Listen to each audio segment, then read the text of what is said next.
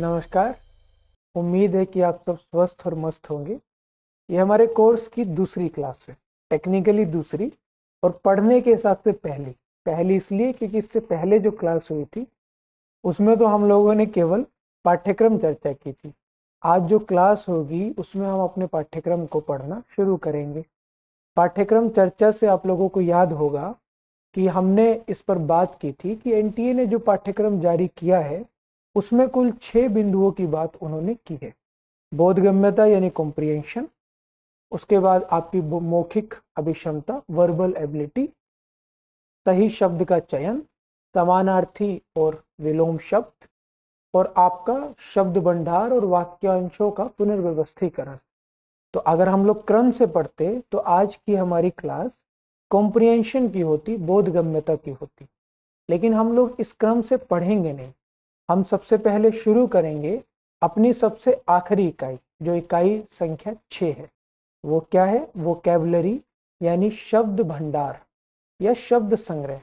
उसमें हमें कई सारी चीज़ें पढ़नी है, जैसे समश्रुति भिन्नार्थक शब्द। उसके अलावा समश्रुति भिन्नार्थक शब्दों पर हम बात कर ही चुके हैं ना। ऐसे शब्द जो सुनने में एक जैसे लगे लेकिन जिनके अर्थ अलग अलग हो, जैसे कल और काल। ये सुनने में हमें एक जैसे प्रतीत तो होते हैं पर इनके मतलब ऐसे अलग अलग होते हैं। इसके अलावा हमें इसमें हिंदी की शब्द संपदा भी पढ़ना है। शब्द संपदा यानी शब्द भंडार, यानी जो हिंदी भाषा है उस हिंदी भाषा के जो शब्द हैं वो शब्द कहाँ से आए हैं, कैसे बने हैं, उन सब के बारे में भी चर्चा हमें इसी इकाई के अंतर्गत करनी है। और आज हम अपनी इस शुरुआती कक्षा में सबसे पहले इसी टॉपिक से बातचीत शुरू करेंगे। तो हमारा आज का टॉपिक है हिंदी की शब्द संपदा। अब क्या कभी आप लोगों ने सोचा है कि एक भाषा में कितने शब्द होते होंगे? शायद नहीं सोचा होगा, और सोचना मुश्किल भी है, क्योंकि भाषा में हजारों शब्द होते हैं। और कभी कभी मतलब मुझे हैरानी नहीं होगी अगर कोई भाषा ये दावा कर दे कि उसमें 1 लाख शब्द हैं। हो सकता है हो भी जाए, क्योंकि शब्द बहुत सारे ऐसे होते हैं ना जो समय के साथ भाषा से बाहर होते रहते हैं। और ऐसा कोई दरवाजा नहीं है खोल कर जो कोई शब्द को बाहर धकेल दे, ऐसा कुछ नहीं है। केवल ये कि जो प्रचलन से बाहर हो जाते हैं, जिनका प्रयोग हम नहीं करते, फिर धीरे धीरे वो शब्द भाषा की स्मृति से बाहर हो जाते हैं, उसकी परिधि से बाहर हो जाते हैं, फिर हम उन्हें याद नहीं रखते। लेकिन प्रचलन में भी हम देखें तो भाषा में सैकड़ों शब्द तो एक भाषा के सामान्य व्यवहारकर्ता की स्मृति में भी रहते हैं। आपको भी सैकड़ों शब्द याद होंगे। अगर अभी मैं आपसे पूछ लूं तो हो सकता है कि आप इतने शब्द ना बता पाए, लेकिन वैसे आपको बहुत सारे शब्द याद होंगे। तो भाषा के जो शब्द होते हैं अलग अलग, उनके भंडार को ही हम भाषा की शब्द संपदा या शब्द भंडार कहते हैं।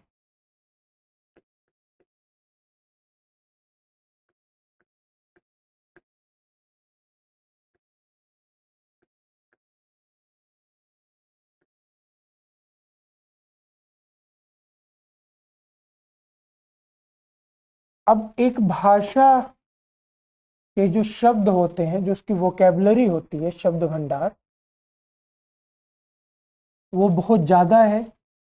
और जब चीज़ें बहुत ज़्यादा होती हैं ना और हमें उन्हें समझना होता है, तो हम क्या करते हैं, उन्हें कुछ वर्गों में बांट देते हैं।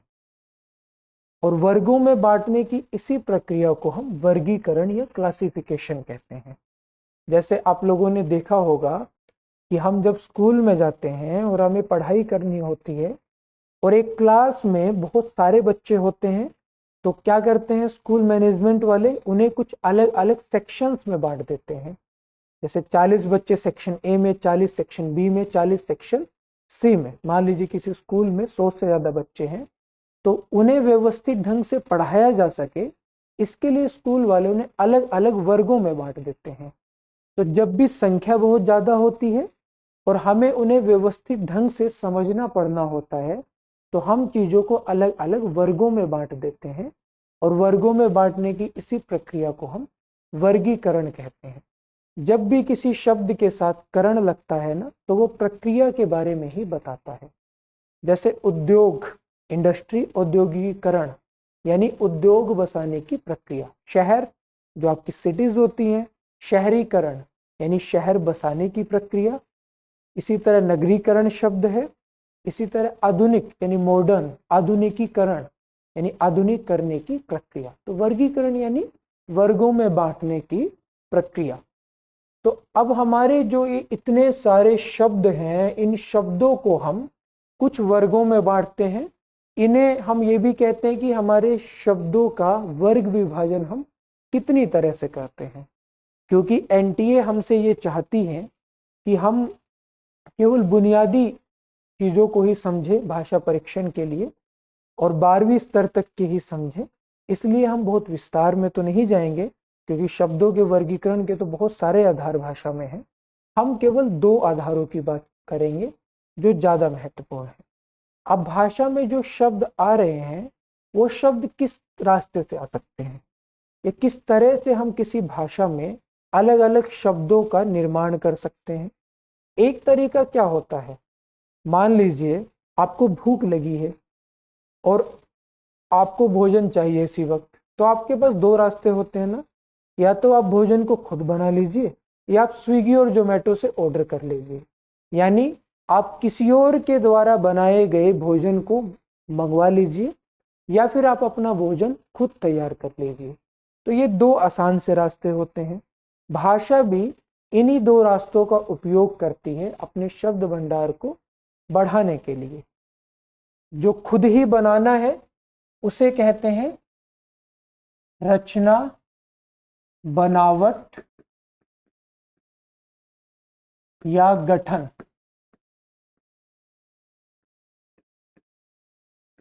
के आधार पर शब्दों के प्रकार,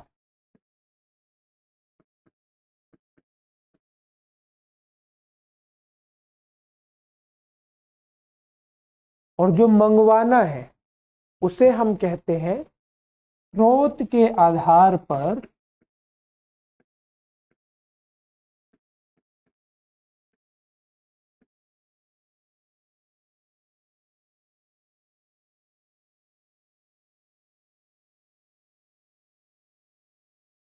शब्दों के प्रकार। स्रोत यानी सोर्स, सोर्स यानी जहां से कोई चीज हम लेते हैं उस जगह को हम उस चीज का सोर्स या स्रोत कहते हैं। स्रोत यानी वो जगह जहां से हमें कुछ मिलता है। जैसे अगर आप बिस्किट खरीद के लाते हैं किसी दुकान से, तो वो दुकान उस बिस्किट का स्रोत हो गई, ठीक है। जैसे नल से पानी गिर रहा है, आप उस पानी को पी रहे हैं, तो आपने जो पानी पिया उसका स्रोत क्या होगी, नल। फिर नल में जो पानी आ रहा है उसका स्रोत जमीन हो सकती है, जमीन में जो पानी आ रहा है उसके स्रोत बहुत अलग अलग हो सकते हैं, बारिश हो सकती है, प्राकृतिक भूमिगत जल हो सकता है, वो भी खैर बारिश से ही आता है या और स्रोतों से भी आता है। तो इन्हें हम कहते हैं स्रोत, यानी जहां से हमें कोई चीज मिलती है। तो हिंदी भाषा में भी जो शब्द आए, या तो वो शब्दों का निर्माण खुद हिंदी भाषा के भीतर हुआ, और ऐसे शब्दों को हम रचना, बनावट या गठन के आधार पर बांटते हैं, या फिर हमने शब्द अलग अलग स्रोतों से लिए जिन्हें हम स्रोत के आधार पर बांटते हैं। तो पहले हम देखेंगे रचना, बनावट या गठन के आधार पर जो हम शब्दों का वर्गीकरण या विभाजन करते हैं। इसके हिसाब से, इसके आधार पर हम 3 प्रकार के शब्द मानते हैं। सबसे पहले रूढ़ शब्द,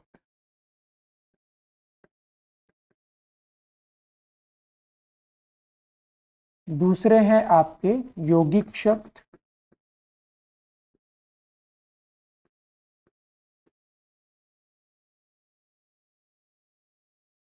और तीसरे होते हैं योगरूढ़ शब्द।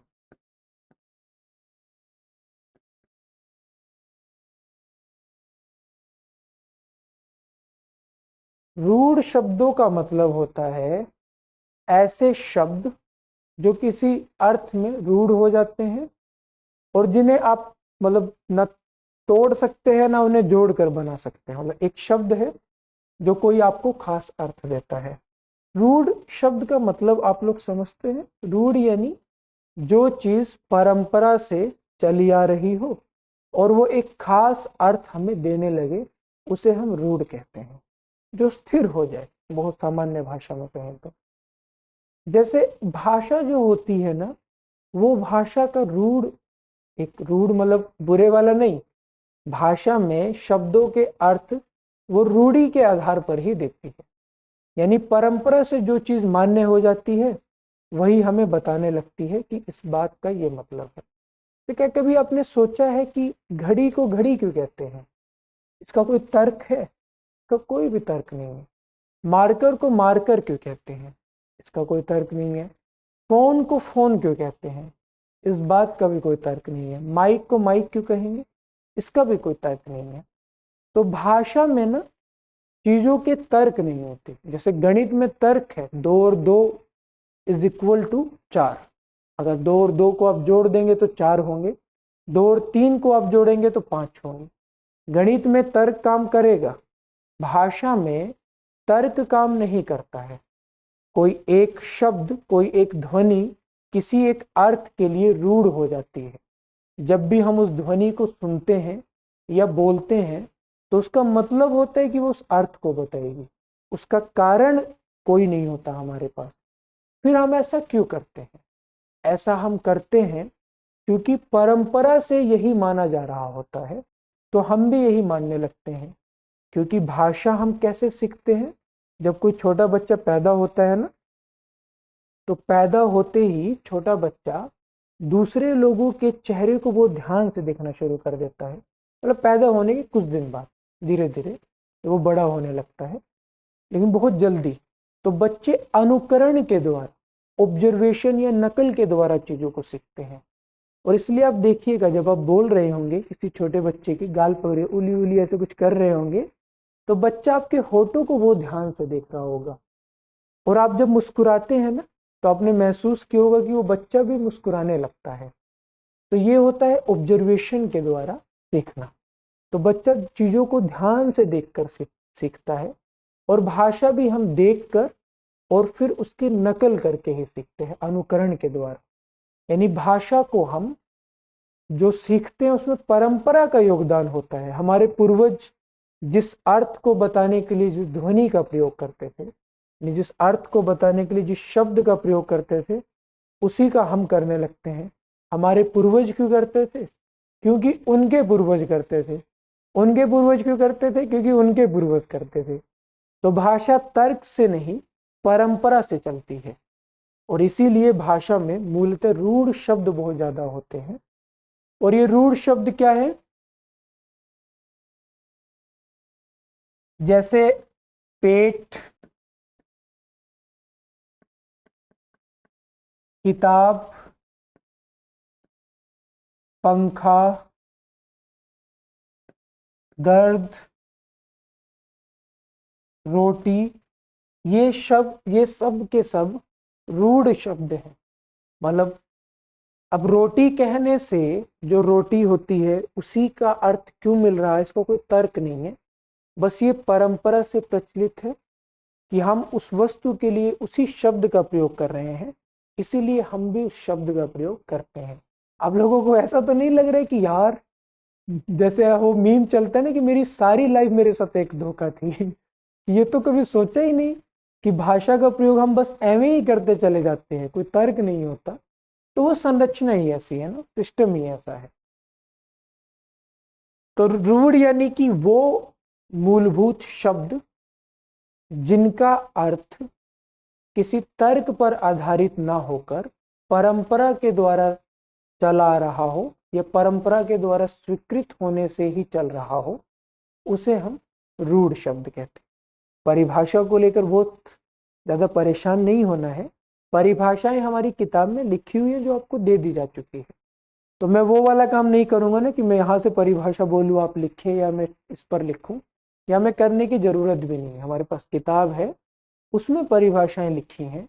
क्लासेस का मतलब है उन परिभाषाओं को, उन अवधारणाओं को समझना जो किताब में लिखी है, और उन अवधारणाओं को समझकर परीक्षा के लिए तैयार होना, प्रश्नों की प्रकृति को समझना। तो हमारा फोकस भी उसी पर रहेगा। दूसरे होते हैं आपके यौगिक शब्द। अब ये यौगिक शब्द क्या होता है? यौगिक बना है योग से, और योग का मतलब क्या होता है? जोड़। तो यौगिक क्या होता है? रूढ़ शब्दों के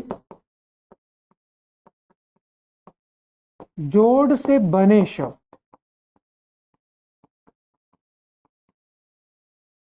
यानी जो रूढ़ शब्द होते हैं ना, जो सामान्य शब्द हैं, उन शब्दों को जोड़कर जब हम नए शब्दों को बना लेते हैं, उन्हें कहते हैं यौगिक शब्द।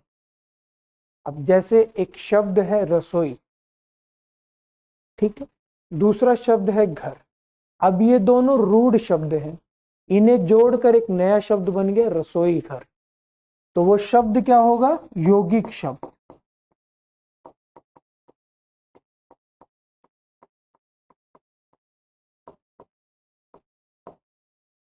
फिर जैसे एक शब्द है पुस्तक।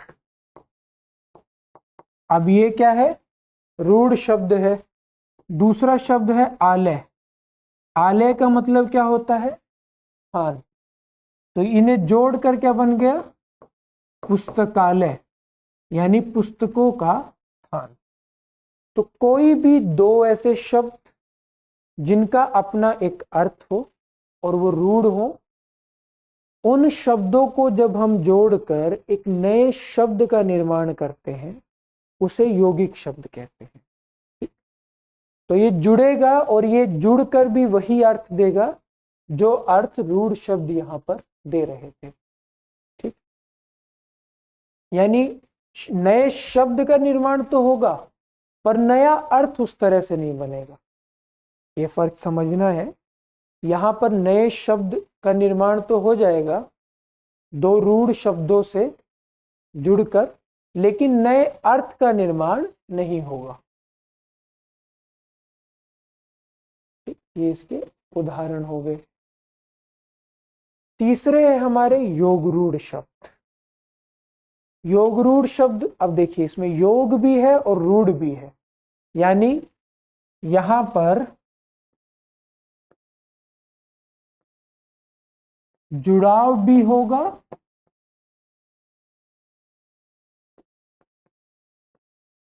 और एक खास अर्थ में नया शब्द रूढ़ भी हो जाएगा। इस बात का मतलब क्या है? इसका मतलब है कि जो शब्द हैं, मूल शब्द हमारे, वो जब जुड़ेंगे, उनके जुड़ने से एक नया शब्द बनेगा और वो नया शब्द एक खास अर्थ में रूढ़ हो जाएगा। यहां पर नया अर्थ पैदा नहीं हो रहा था, अर्थ वो शब्द अपने साथ ही लेकर आ रहे थे, और जो शब्द वो यहां देते थे अर्थ, वही वो यहीं भी अर्थ दे रहे हैं। लेकिन योग रूढ़ में शब्द तो नया बनेगा, अर्थ भी नया बन जाएगा। शब्द तो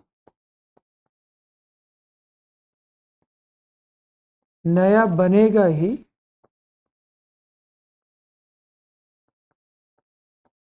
अर्थ भी नया बन जाएगा। एक उदाहरण से बात ज्यादा स्पष्ट होगी। जैसे एक शब्द है पंकज।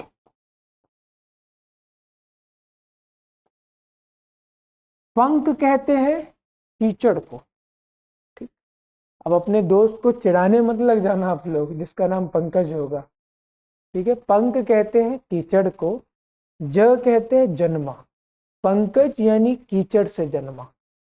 अगर पंकज का अर्थ यही होता कीचड़ से जन्मा, तो पंकज क्या होता? यौगिक शब्द होता। लेकिन पंकज का अर्थ क्या हो गया? कमल।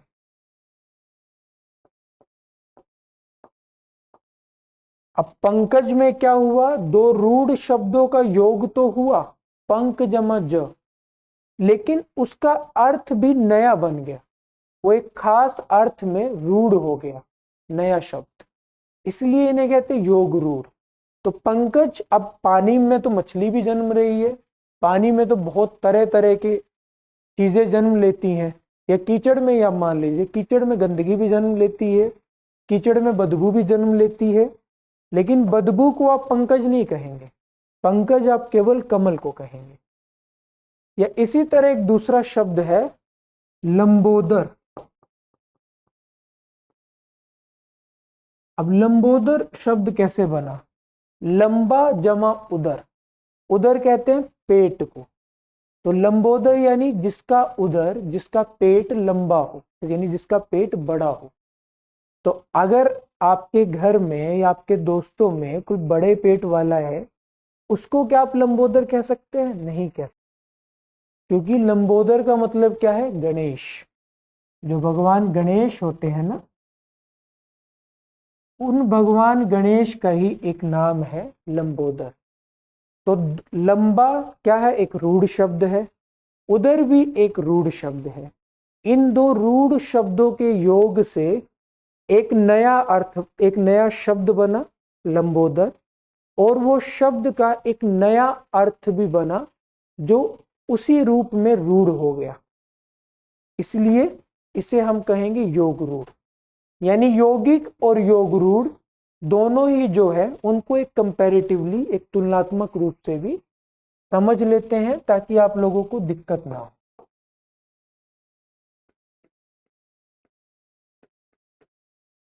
यौगिक और योग रूढ़।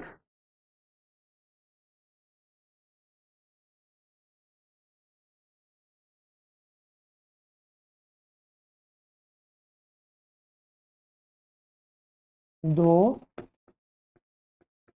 रूढ़ शब्दों के जोड़ से नया शब्द का बनना,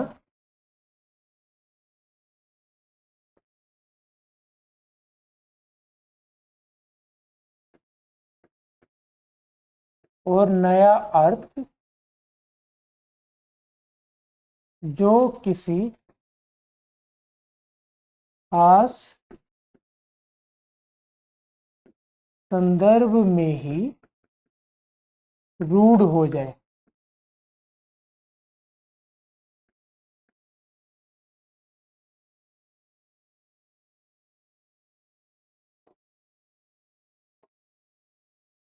यौगिक में दो रूढ़ शब्दों के जोड़ से नया शब्द बनेगा, जुड़ाव के कारण ही हम इसे यौगिक कहते हैं। योग रूढ़ में भी योग बकायदा शब्द में लिखा हुआ है, यानी जुड़ाव से नया शब्द यहां भी बनेगा। फिर शब्द तो नया बने, लेकिन वो नया अर्थ दे, और वो कैसा अर्थ हो? जो खास संदर्भ में ही रूढ़ हो जाए। ऐसा यौगिक में नहीं होता और योग रूढ़ में होता है। ये फर्क है यौगिक और योग रूढ़ के बीच। तो नया शब्द दोनों में बन रहा है, लेकिन उस शब्द से जो अर्थ आ रहा है यौगिक में, वो उसी प्रकार का अर्थ आएगा जो रूढ़ शब्दों का अर्थ था। उनसे जुड़कर एक नया अर्थ निकलेगा और उनसे जुड़ा हुआ ही होगा वो। और योग रूढ़ में जो नया अर्थ बनेगा, वो अर्थ एक खास संदर्भ में रूढ़ हो जाएगा।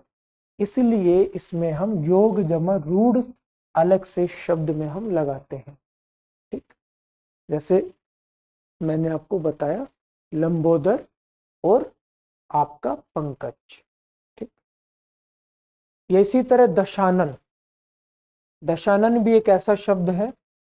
दशानन यानी दश जमा आनन। तो 10 यानी 10, आनन यानी सिर को कहते हैं। तो 10 आनन वाला किसे कहते हैं? हम रावण को। तो मान लीजिए अगर कल को आप रामलीला करते हैं, रामलीला से आपने 9 सिर उठा लिए और जोड़ लिए, तो आप दशानन नहीं हो जाएंगे, दशानन फिर भी रावण ही रहेगा। या इसी तरह आप, एक शब्द है त्रिनेत्र। तो अगर आप तीसरी आंख यहां पेन से बना लेंगे ना, तो भी आप त्रिनेत्र नहीं होंगे। त्रिनेत्र केवल शिव को ही कहा जाएगा। तो नया शब्द तो बने रूढ़ शब्दों के मिलने से, और नया शब्द जो नया अर्थ दे, लेकिन नया अर्थ केवल एक खास संदर्भ में ही रूढ़ हो जाए, उसे योग रूढ़ कहते हैं। तो हमारे बनावट या गठन के आधार पर ये 3 प्रकार के शब्द होते हैं, रूढ़, यौगिक और योग रूढ़। तो ये तो वो वाला मसला हो गया कि जो खाना हमने अपने किचन में बना लिया। दूसरा मसला क्या है, जो खाना हमने स्विगी जोमेटो से मंगवा लिया। यानी कुछ ऐसे शब्द भी होंगे जो भाषा दूसरी भाषाओं से ग्रहण करती है, दूसरी भाषाओं से ले लेती है। ऐसे शब्दों को हम स्रोत के आधार पर अलग अलग वर्गों में बांटते हैं। अब मुख्यतः ऐसे 4 और वैसे हम 5 प्रकार के शब्द भी कह सकते हैं। सबसे पहले है तत्सम, फिर आते हैं आपके, तद्भव,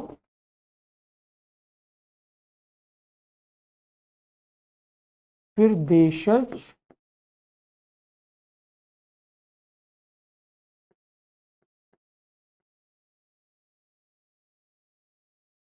फिर विदेशज या आगत,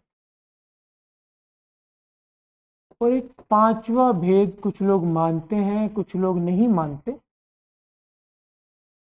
लेकिन हम लिख लेते हैं। मान लीजिए एनटीए अगर इसे मान ले तब हम क्या करेंगे, इसलिए हम मेंटली प्रिपेयर रहते हैं। कहते हैं ना, होप फॉर द बेस्ट वाला जो बात कही जाती है। तो हम अच्छे की उम्मीद करेंगे कि एनटीए ज़्यादा मुश्किल ना करे पेपर, लेकिन हम प्रिपेयर करेंगे वर्स्ट से वर्स्ट केस के लिए। कितना ही खराब केस हो, कितना ही वर्स्ट केस हो, हम उसके लिए प्रिपेयर करेंगे, तैयारी करेंगे। तो हम मान लेते हैं कि अगर एनटीए मान भी ले तो हमें दिक्कत ना हो। 5वें हैं संकर शब्द। तो ये मैंने जो लाइन तोड़ तोड़ कर बनाई है, इसका मतलब है कि सामान्यतः ये नहीं माना जाता, लेकिन इसे मान भी सकते हैं। मुख्यतः 4 भेद हैं स्रोत के आधार पर। अब इनका मतलब हम समझते हैं, और कुछ भी रटना नहीं है ना, हर चीज का लॉजिक है। जैसे नाम में ही इसका अर्थ है, यहाँ भी नाम में ही इसका अर्थ है, यहाँ भी शब्द के भीतर इसका अर्थ है। उसी तरह इन शब्दों के भीतर भी ये किस प्रकार के शब्द होंगे, ये अर्थ छिपा हुआ है। हमें बस समझना है। रट्टू तोता अगर बनना है तो फिर तो किताब से रट लीजिए। क्लास का क्या मतलब है? क्लास का मतलब ही यही है ना कि हम उस कॉन्सेप्ट को समझें, ताकि रटना ना पड़े, हम समझ ले चीजों को। तो तत्सम जो शब्द है वो शब्द कैसे बना?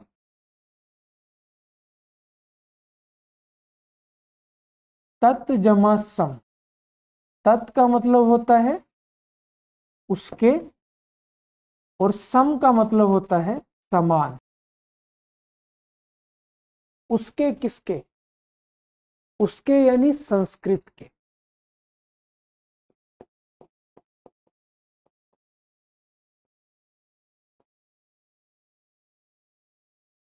अब संस्कृत के ही क्यों?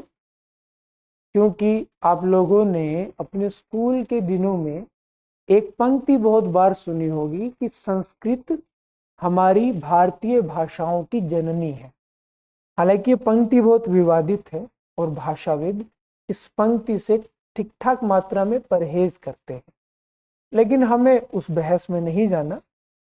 इतना जरूर है कि हम जननी ना भी माने और माँ जैसा ओहदा ना भी दे, लेकिन ये जरूर है कि हमारी जितनी भी आधुनिक भारतीय आर्य भाषाएं हैं, चाहे पंजाबी हो, मराठी हो, गुजराती हो, सिंधी हो, लहंदा हो, नेपाली हो, हिंदी हो, कोंकणी हो, असमिया हो, बांग्ला हो, इन सब भाषाओं में जो शब्द हैं और जो व्याकरणिक संरचना है, उन शब्दों और व्याकरणिक संरचना में बहुत सारा योगदान संस्कृत भाषा का है। तो हमारे शब्द भंडार का जो सबसे बड़ा हिस्सा है, उसे हम कह सकते हैं कि वो संस्कृत भाषा से आया है, चाहे हिंदी हो, चाहे बाकी आधुनिक भारतीय आर्य भाषाएं हों।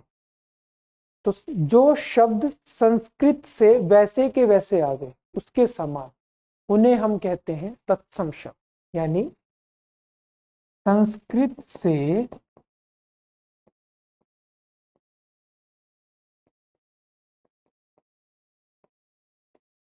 उसी रूप में गृहीत, शब्द थोड़ा मुश्किल लगेगा आप लोगों को, उसी रूप में प्राप्त जो शब्द है उन्हें हम तत्सम कहते हैं। ठीक है? अब ऐसे शब्द क्या क्या है, जैसे सूर्य,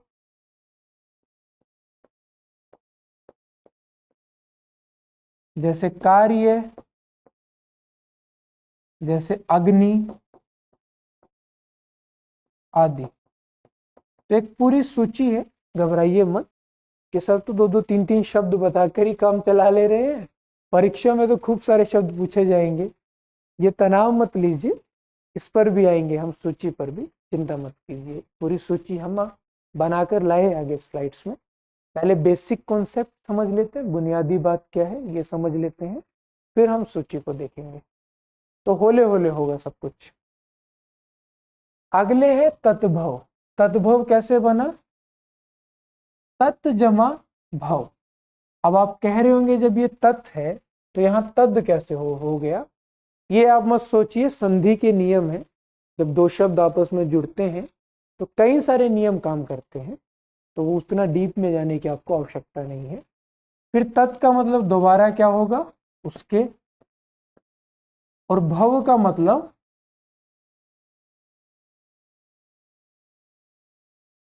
जन्मे कह सकते हैं आप।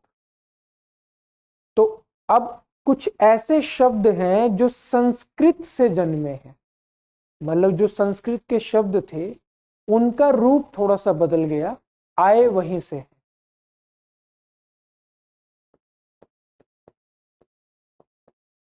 संस्कृत से ही प्राप्त शब्द, किंतु रूप थोड़ा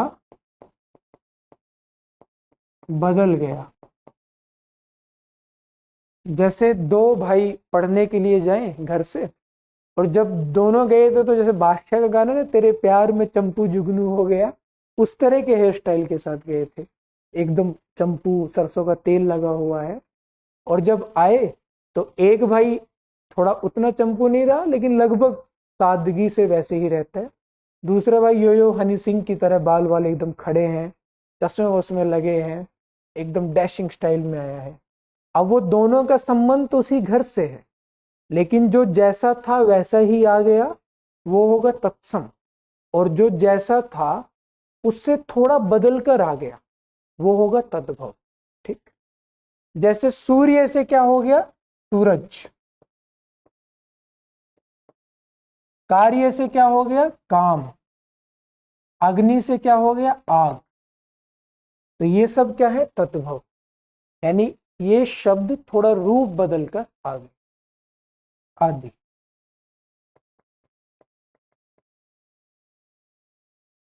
आगे है आपके देशज और विदेशज। आगत है ना, देशज यानी जो अब केवल संस्कृत से ही थोड़ी ना आएंगे शब्द। भाई ये बात सच है कि संस्कृत का सबसे बड़ा योगदान है, लेकिन संस्कृत एकमात्र ऐसी भाषा नहीं है जिसका योगदान है। संस्कृत के अलावा दूसरी भाषाएं भी हैं जिनका योगदान है। अब ऐसी भाषाएं जो संस्कृत से इतर हो, संस्कृत के अलावा हो, और हमारी अपनी परंपरा की हो, हमारे अपने इसी देश की हो, उन्हें कहते हैं देशज भाषाएं। और उन देशी भाषाओं से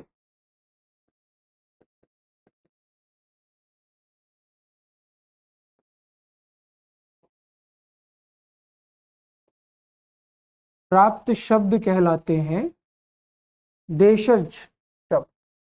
ठीक, अब देशज शब्द में कुछ तो देशी भाषाएं जिसमें आपकी बोलियां भी हैं, और जो अन्य भारतीय भाषाएं हैं वो भी हैं।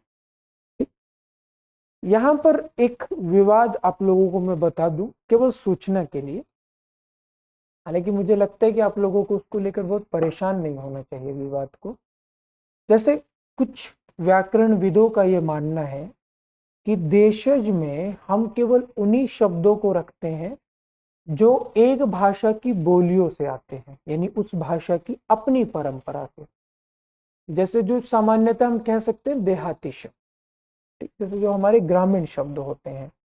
अब हिंदी भाषा है, हिंदी भाषा की कई सारी बोलियां हैं, हरियाणवी, ब्रज, अवधी, भोजपुरी, मगही, मैथिली, राजस्थानी, कुमाऊनी, गढ़वाली, राजस्थानी में भी मेवाती, मारवाड़ी, मालवी, जयपुरी। तो ये सब हिंदी भाषा की अलग अलग बोलियां हैं। कन्नौजी, बुंदेलखंडी, ब्रज मैंने बोली दी होगा ना, खड़ी बोली जो मेरठ, बिजनौर वगैरह के इलाके में बोली जाती है। तो इन सारी बोलियों से जो शब्द आए वो हिंदी भाषा की अपनी परंपरा से आए हैं, उन्हें ही हम देशज शब्द कहेंगे। लेकिन कुछ व्याकरणविद ऐसे भी हैं जो कहते हैं देशज का मतलब है कि जितनी भी भारतीय भाषाएं हैं उन भाषाओं से जो भी शब्द आ गए उन सबको हम देशज कहेंगे। देश जमत जो, यानी देश से जन्मे। तो जितनी भी हमारी देशी भाषाएं हैं, इस देश की भाषा, उनसे जो भी शब्द आए उन्हें हम देशज कहेंगे। तो ये एक विवाद है जिसमें पहले वाला हिस्सा थोड़ा ज्यादा मजबूत महसूस होता है, क्योंकि देशज का मतलब अपनी परंपरा होना चाहिए कायदे से। पर ज्यादा प्रचलित दूसरा हिस्सा है, मतलब जो भी भारतीय भाषाओं से आते हैं, ग्रामीण अंचलों से जो भी शब्द आते हैं उन्हें हम देशज मान लेते हैं। तो आपको तो उतना तनाव नहीं लेना है, ठीक है। देशज कौन कौन से हैं हमारे यहाँ, इस पर भी आगे हम बात करेंगे। आगे विदेशज या आगत। विदेशज या आगत का मतलब है विदेशी भाषाओं से प्राप्त शब्द।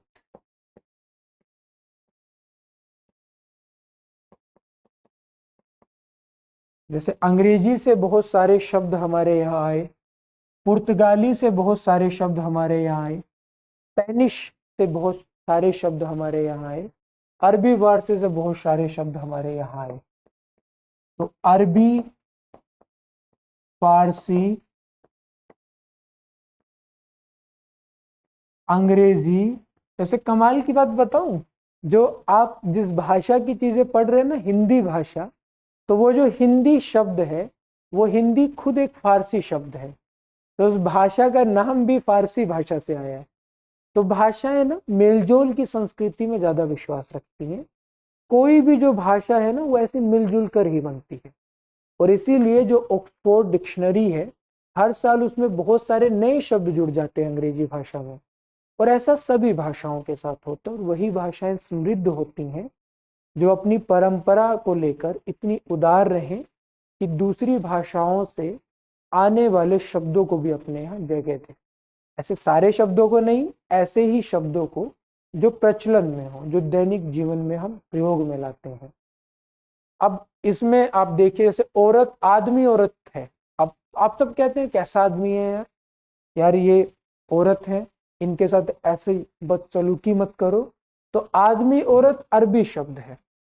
आप सब लोग माचिस कहते हैं ना, माचिस, school bag, Instagram, mobile phone, ये सब क्या है, अंग्रेजी शब्द है। स्टेशन। फिर अब हम लोग इस तरह बहुत सारी अलग अलग भाषाओं के शब्दों का प्रयोग हम करते हैं। अरबी, फारसी, अंग्रेजी, पुर्तगाली।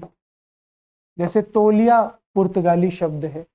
तो हमें अंदाजा नहीं है कि हम कितनी सारी भाषाओं के शब्द बोलते हैं। स्पेनिश आदि भाषाओं से ग्रहित शब्द।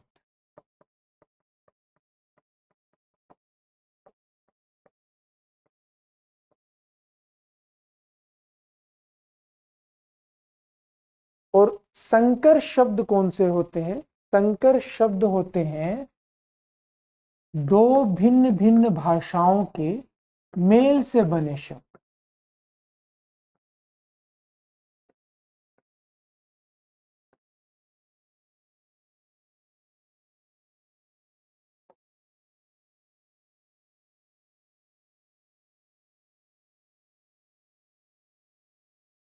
दो भिन्न भिन्न भाषाओं के मेल से कैसे बन जाते हैं शब्द। जैसे किताब एक भाषा का शब्द है, घर दूसरी भाषा का शब्द है, और इनसे मिलकर क्या बन गया, किताब घर। तो किताब घर कैसा शब्द होगा, संकर शब्द होगा। ऐसे बहुत सारे शब्द हैं जो अलग अलग भाषाओं से आए। जैसे रेलगाड़ी, रेल क्या है, अंग्रेजी का शब्द है, गाड़ी हिंदी का शब्द है, और इन दोनों से मिलकर क्या बन गया, रेलगाड़ी।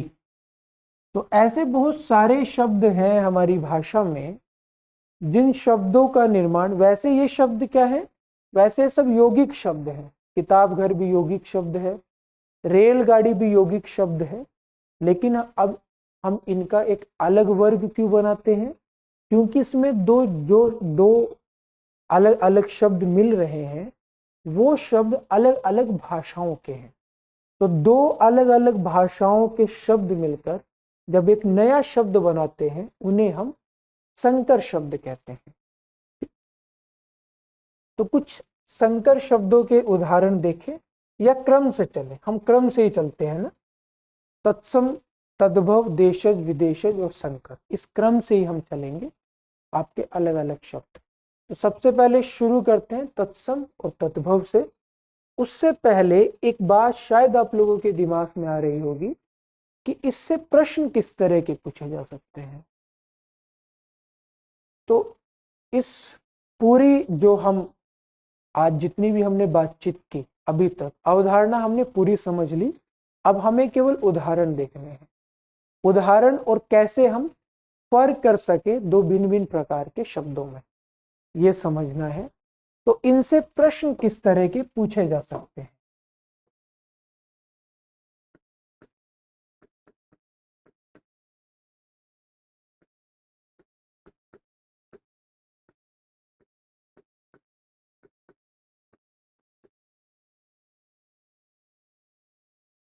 इतना तय है कि एमसीक्यू प्रश्न ही पूछे जाएंगे, क्योंकि ये एनटीए ने एकदम स्पष्ट कर दिया है कि आप लोगों से वो बहुविकल्पी प्रश्न ही पूछेंगे। अब ये प्रश्न कितनी तरह के हो सकते हैं। एक हो सकता है कि सीधे परिभाषा पूछ ली जाए, हालांकि इसकी संभावना बहुत कम है।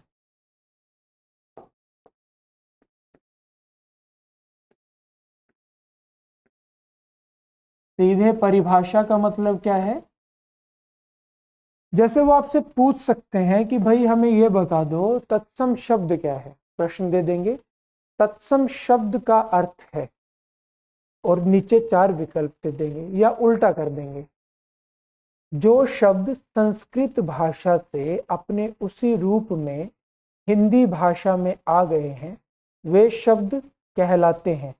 विकल्प ए तत्सम, विकल्प बी तद्भव, विकल्प सी देशज, विकल्प डी आगत। तो आपको उसका सही अर्थ बताना होगा। एक तरह के प्रश्न ऐसे हो सकते हैं जो कि मेरा अनुमान है इनकी संभावना कम है। दूसरी तरह के प्रश्न क्या हो सकते हैं, कोई शब्द आपको दिया जाएगा,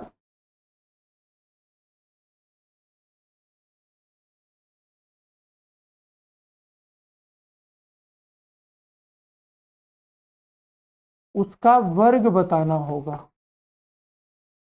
या उसका प्रकार बताना होगा। तो वर्ग की जगह आप प्रकार कर लीजिए, ज्यादा सुविधा रहेगी समझने में आप लोगों को।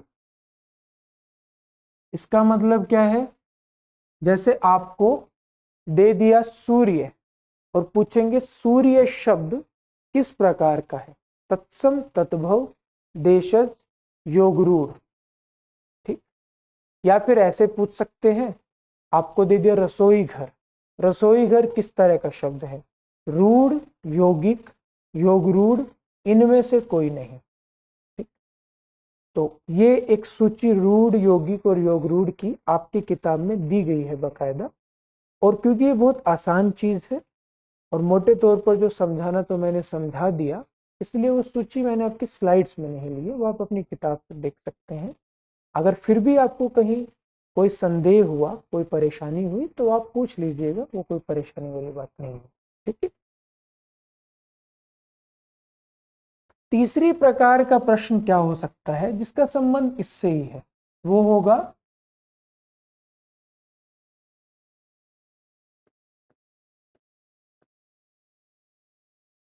तत्सम का तद्भव रूप पूछ ले। जैसे पूछ लेंगे कि सूर्य का तद्भव रूप क्या है, इसकी संभावना भी थोड़ी कम है। सबसे ज्यादा जो प्रश्न आप लोगों से पूछे जाएंगे जिस तरह से, वो होंगी ये, यानी कोई विकल्प आपको, मतलब कोई आपको एक प्रश्न दिया जाएगा, कोई शब्द दे दिया जाएगा और आपको ये बताना होगा, उसमें विकल्प होंगे कि भाई ये किस प्रकार का शब्द है। तो आपको शब्द को पहचानना आना चाहिए कि किस तरह का शब्द होगा। और इसमें सबसे ज्यादा जो कंफ्यूजन होती है, सबसे ज्यादा जो हम असमंजस की स्थिति में आते हैं, दुविधा में आते हैं, वो दुविधा होती है तत्सम और तद्भव शब्दों में। तो हम लोगों ने 6-7 आधारों पर कुछ टेबल्स बनाए जिससे आप ये सीख सके कि कैसे तत्सम और तद्भव शब्द में हम फर्क समझते हैं। चलिए शुरू करते हैं। सबसे पहले र का प्रयोग, ध्यान दीजिए लिखा है आधे र का, इस चिन्ह को कहते हैं हलंत। और जब भी ये चिन्ह किसी भी शब्द के नीचे लगता है तो उसका मतलब होता है, किसी भी वर्ण के, माफ कीजिएगा, किसी भी वर्ण के नीचे लगता है तो उसका मतलब होता है कि ये वर्ण अधूरा है। जैसे अगर मैं लिख दूं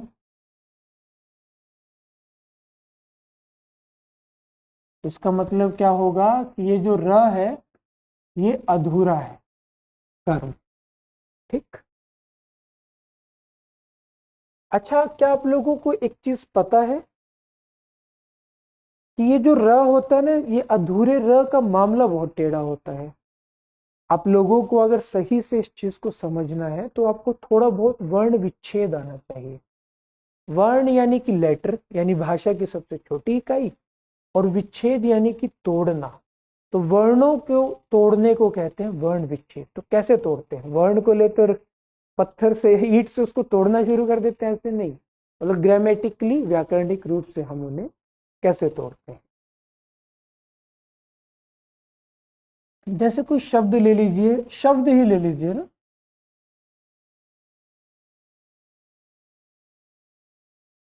अब आप लोगों को बचपन से एक परिभाषा रटवाई गई होगी कि भाषा में ना दो प्रकार की ध्वनियां होती हैं, एक होते हैं स्वर, दूसरे होते हैं व्यंजन। स्वर को अंग्रेजी में वोवल्स कहते हैं और व्यंजनों को कॉन्स्टेंट कहते हैं, कॉन्स्टेंट ही कहते हैं। शायद उच्चारण में थोड़ा बहुत गलत कर रहा हूँ, वो आप देख लीजिएगा। तो स्वर यानी जो बिना किसी अन्य वर्ण की सहायता से बोले जाते हैं, व्यंजन जो स्वरों की सहायता से बोले जाते हैं। हिंदी में स्वर कौन कौन से हैं? ए आ ई जो शुरुआती 11 है वो है स्वर। और जो कचोटता प्यार, कचोटता प्यार यानी कि कवर्ग, चवर्ग, टवर्ग, तवर्ग और पवर्ग और फिर य र ल व, ये सब क्या है? व्यंजन है। तो कवर्ग का मतलब क्या है? क ख ग घ अंग। तो जो क से शुरू होते हैं और जो 5 वर्ण हैं उनके समूह को कवर्ग कहते हैं। उसी तरह चवर्ग का मतलब क्या है? च छ ज झ वाला ग्रुप। टवर्ग ट ठ ड ढ अण, तवर्ग त थ द ध न, ये सब। ठीक है। पवर्ग फिर वही प फ ब भ म। तो जितने भी व्यंजन होते हैं वो सब स्वरों की सहायता से बनते हैं। इसका मतलब क्या है कि अगर आप क लिख रहे हैं ना, तो क का मतलब होगा क जमा अ, क्योंकि ये व्यंजन है तो इसमें पहले से स्वर मिला हुआ ही होगा। अगर आप का लिख रहे हैं तो का मतलब क्या होगा? क जमा आ। अगर आप की लिख रहे हैं तो की का मतलब क्या होगा? क जमा ई। अगर आप की लिख रहे हैं इसका मतलब क्या होगा, क जमा ई। अगर आप उ लिख रहे हैं तो इसका मतलब क्या होगा, क जमा उ। अगर आप री लिख रहे हैं तो इसका मतलब क्या होगा, क जमा री। तो शब्द का वर्ण विच्छेद कैसे होगा, श जमा अ जमा ब। अब ब क्योंकि आधा है तो ब के बाद अ नहीं लगेगा। अगर ये ऐसे होता शब्द, यही पर करते हैं, तो ये कैसे होता, श अ ब और अ। लेकिन क्योंकि अ अधूरा है इसलिए ब के बाद अ नहीं आएगा, फिर द और फिर अ।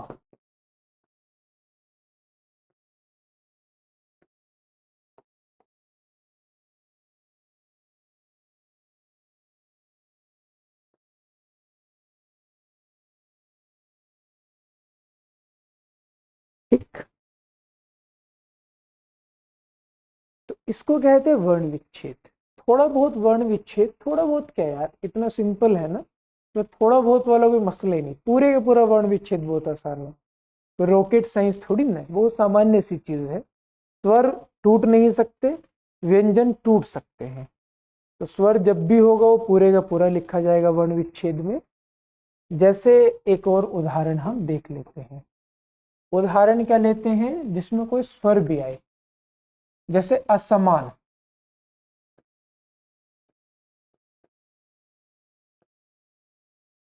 तो अ, अब अ क्योंकि स्वर है तो अ में कुछ मिला हुआ नहीं है, वो अ ही है। फिर आधा स, फिर अ, फिर आधा म, फिर आ, और फिर आधा न, और फिर असमान।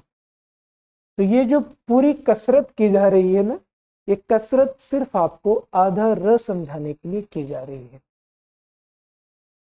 एक ही र कभी तो वो किसी के कंधों पर चढ़ जाता है, कभी किसी के पांव पकड़ लेता है। फर्क क्या है, कभी तो आप ऐसे लिखते हैं क्रम, कभी आप ऐसे लिखते हैं कर्म।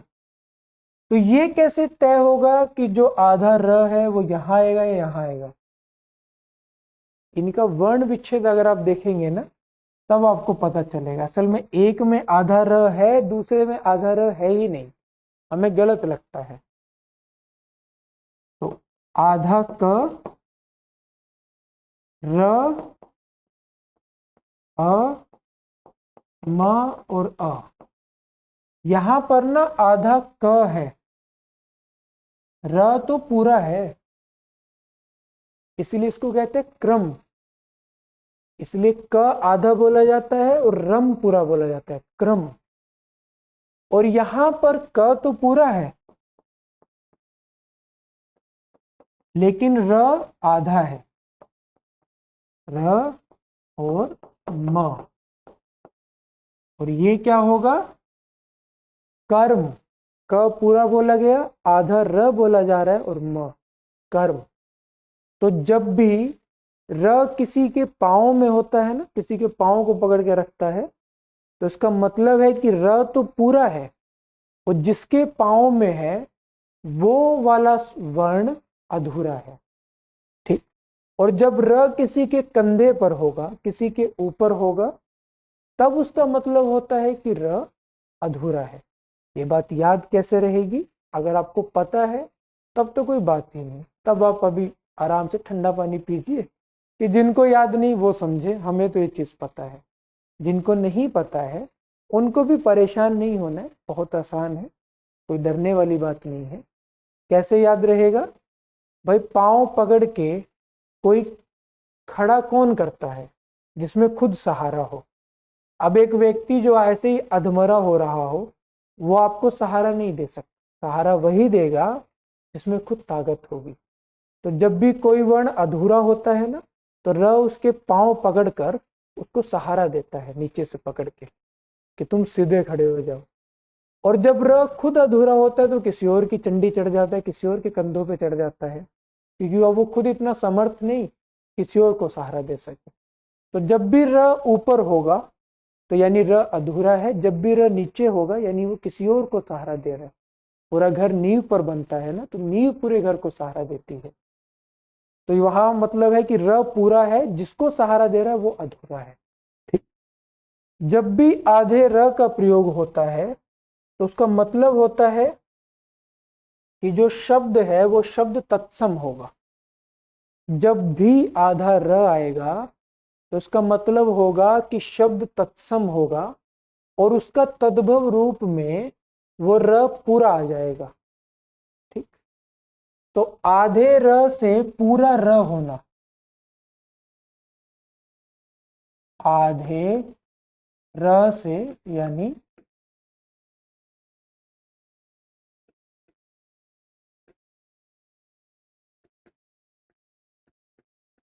पूरा र होना, ये क्या मतलब होता है?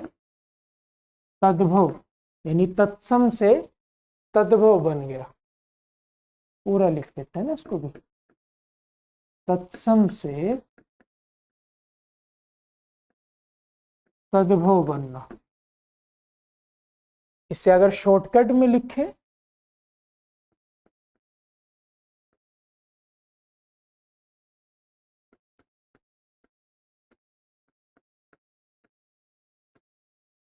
ठीक है।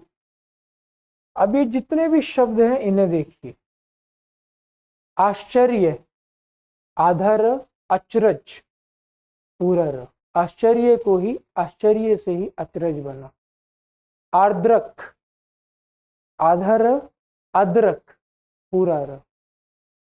आम्रचूर्ण, आधा र, अमचूर पूरा र।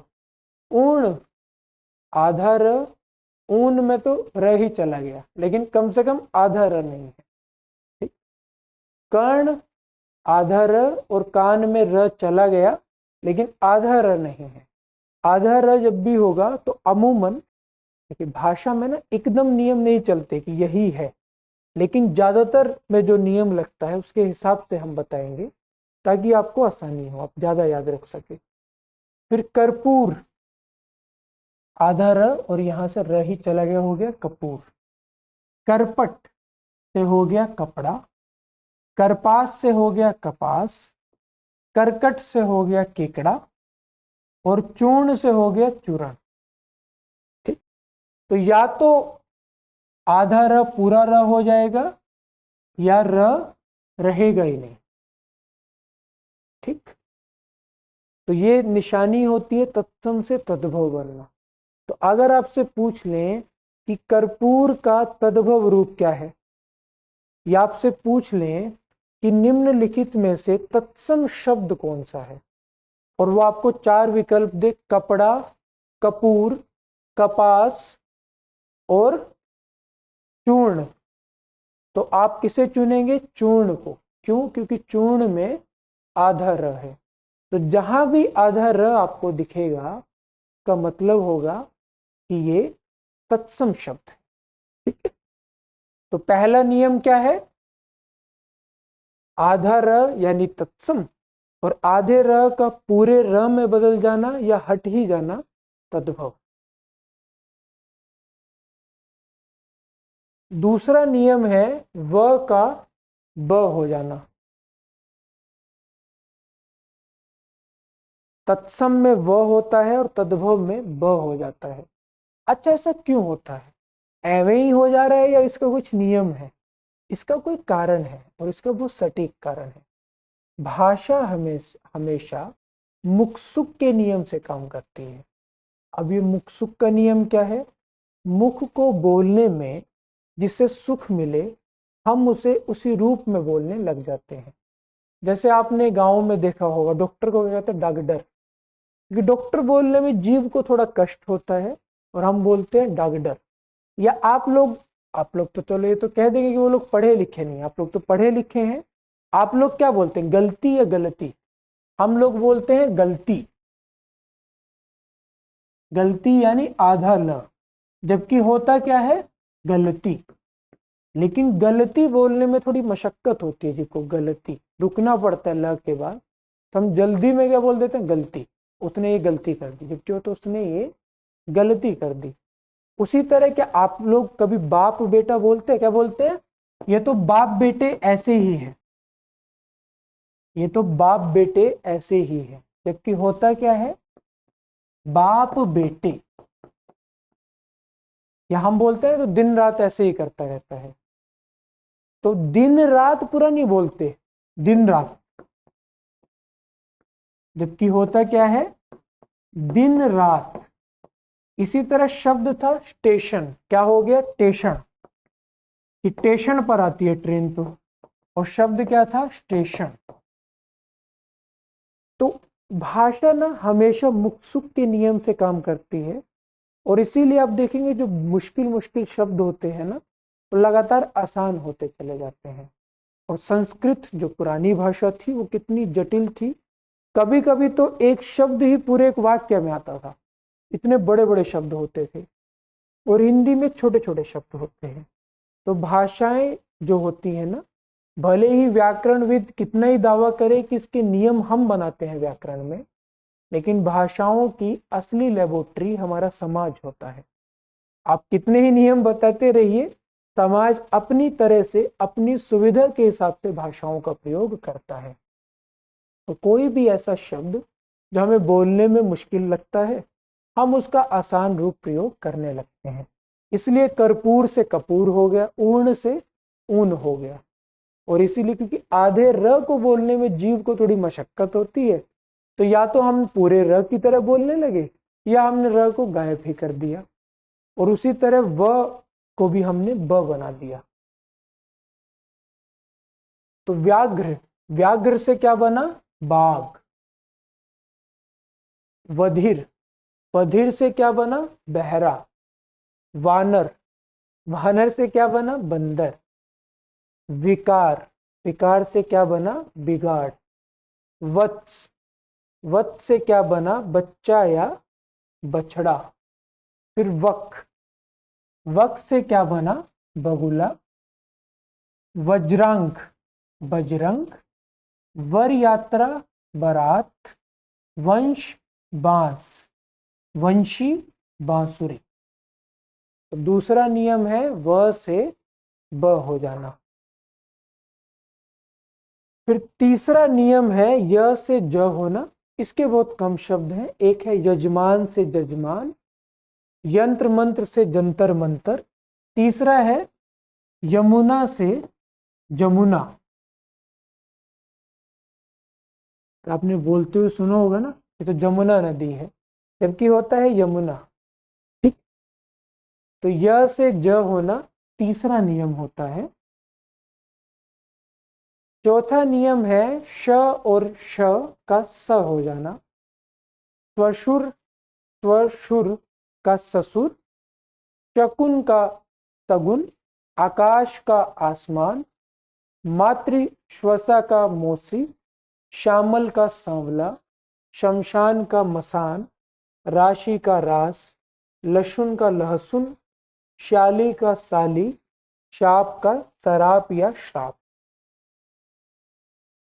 तो अब क्या आप लोग एक चीज समझ रहे हैं, इसका मतलब ये भी है कि अगर केवल इतना पूछा जाए कि इनमें से कौन सा तत्सम शब्द है, तो आपको क्या ध्यान रखना है कि श और श जिसमें होंगे तो ज्यादा संभावना होगी वो तत्सम शब्द होगा। आधा र जिसमें होगा 99% संभावना है कि वो तत्सम होगा। ठीक है। पांचवा है संयुक्त व्यंजनों का प्रयोग। अब ये जो संयुक्त व्यंजन होते हैं ना, ये क्या होते हैं, जो कई सारे व्यंजनों से मिलकर बनते हैं, जिसमें आपके अक्षय त्र श होते हैं। तो जिन भी शब्दों में आपको संयुक्त व्यंजन दिखे वो सामान्यतः तत्सम शब्द होते हैं। दक्षिण, विक्षोभ, क्षेत्र, मक्षिका, क्षेत्री, त्रिणी, धरित्री, श्रावण, अक्षर, द्राक्षा। ठीक, तो देखिए इनका जो तद्भव रूप है वो इनके सामने लिखा हुआ है। अगला है री का प्रयोग। जहां भी री का प्रयोग होगा वो तत्सम शब्द ही होगा।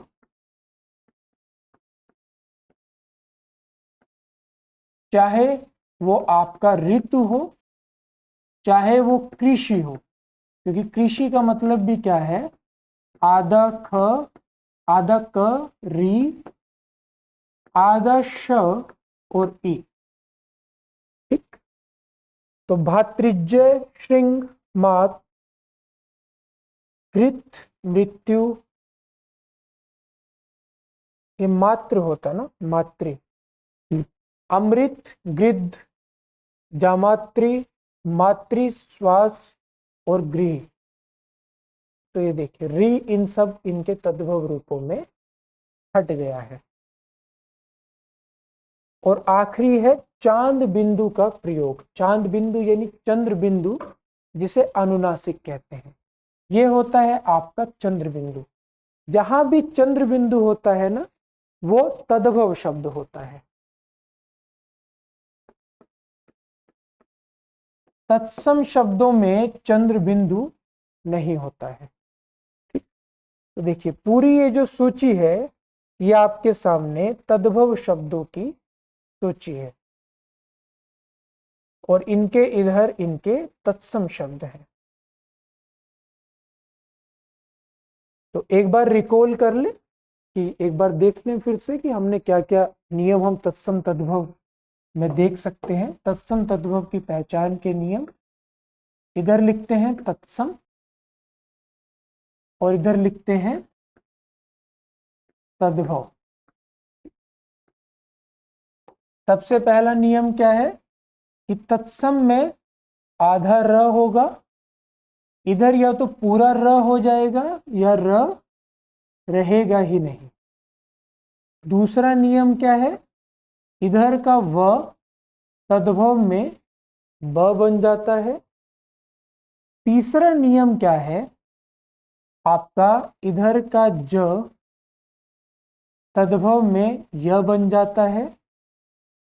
चौथा नियम क्या है, इधर आपका तत्सम में री होता है और तद्भव में री नहीं होगा। पांचवा, इसमें अनुनासिक नहीं होगा और इसमें आपका अनुनासिक होता है। और आखिरी आपका नियम क्या है, र व ज री संयुक्त व्यंजन, अक्षय, त्र और श, ये सब इसमें नहीं मिलते। और सातवां और अंतिम नियम क्या है, जो श और श है ना, वो इसमें स बन जाते हैं। तो ये 7 आसान से नियम हैं जिनके आधार पर आप तत्सम और तद्भव में अंतर कर सकते हैं। देखिए अगर आपने ये सोचा हो कि क्लास लेने भर से आप ये याद कर लेंगे जो कुछ भी है, तो ये आपकी गलतफहमी है। सेल्फ स्टडी का, स्वाध्याय का कोई तोड़ नहीं होता। क्लास में चीजें आपको समझा दी जाएंगी, आपको आसान तरीके बता दिए जाएंगे, लेकिन एक बार करके आपको खुद देखना होगा। एक बार ये याद आपको खुद से करना होगा।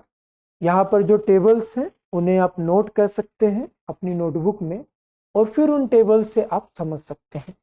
आगे इस टॉपिक में बहुत कुछ बचा हुआ है पढ़ने को। अभी हमने सिर्फ तत्सम तद्भव ही पढ़े, इसके बाद हम देशज पढ़ेंगे, फिर विदेशज पढ़ेंगे।